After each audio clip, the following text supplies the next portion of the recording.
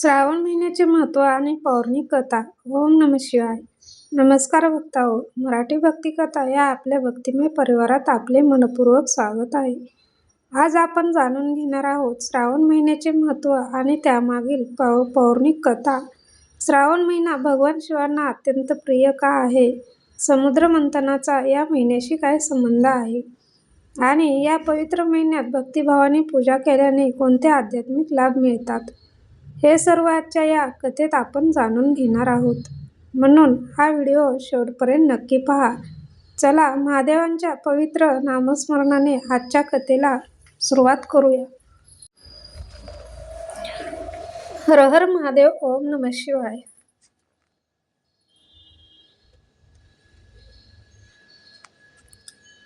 पुराणानुसार श्रावण महिन्याचे महत्त्व समुद्र मंथनाच्या कथेशी जोडलेले आहे.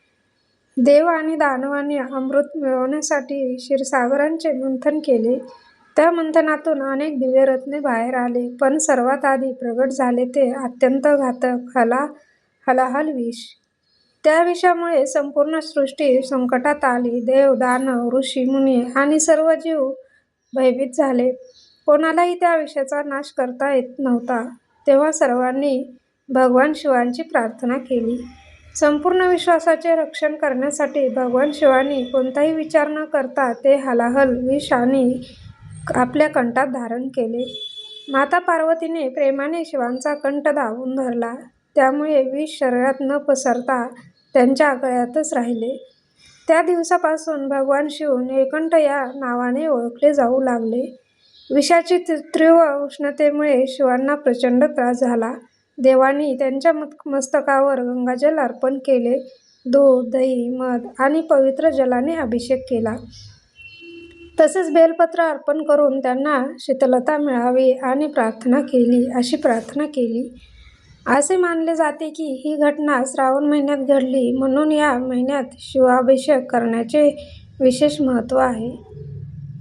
श्रावण महिन्यात प्रत्येक सोमवार हा अत्यंत शुभ मानला जातो. या दिवशी अनेक भक्त उपवास करतात. शिवलिंगावर जल, दूध, पंचामृत आणि बेलपत्र अर्पण करतात. ओम नमः शिवाय आणि महामृत्युंजय मंत्राचा जप करतात. श्रद्धेने केलेली ही उपासना भक्तांच्या जीवनातील अडचणी दूर करून सुख, शांती, आरोग्य आणि समृद्धी प्रदान करते, अशी श्रद्धा आहे. श्रावण हा केवळ व्रत उपवासाचा महिना नाही, तर आत्मशुद्धी, संयम, दया, सेवा आणि भक्तीचा महिना आहे.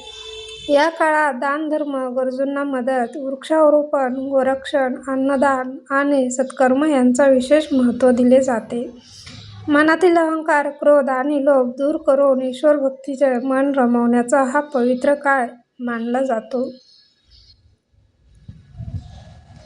अनेक पुराणांमध्ये असे वर्णन आहे की श्रावण महिन्यात भगवान शिव आणि माता पार्वती पृथ्वीवर भ्रमण करून आपल्या भक्तांवर कृपादृष्टी ठेवतात. त्यामुळे या महिन्यात केलेली प्रार्थना, जप, पूजा आणि दान यांचे फळ अनेक पटीने वाढते, अशी धार्मिक मान्यता आहे.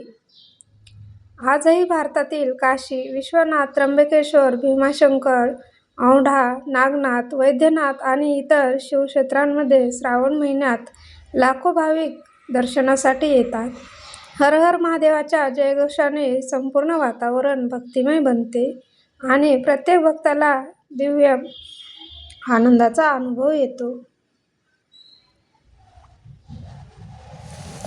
भक्ताओ, ही पवित्र कथा तुम्हाला आवडली असेल आणि यातून काहीतरी शिकायला मिळाले असेल, तर हा व्हिडिओ नक्की लाईक करा, आपल्या कुटुंबिया आणि मित्रांसोबत शेअर करा आणि अशाच भक्तिमय कथा, पुराणातील प्रसंग आणि आध्यात्मिक माहिती पाहण्यासाठी मराठी भक्ती कथा चॅनेलला सबस्क्राईब करून बेल आयकॉन नक्की दाबायला नक्की विसरू नका.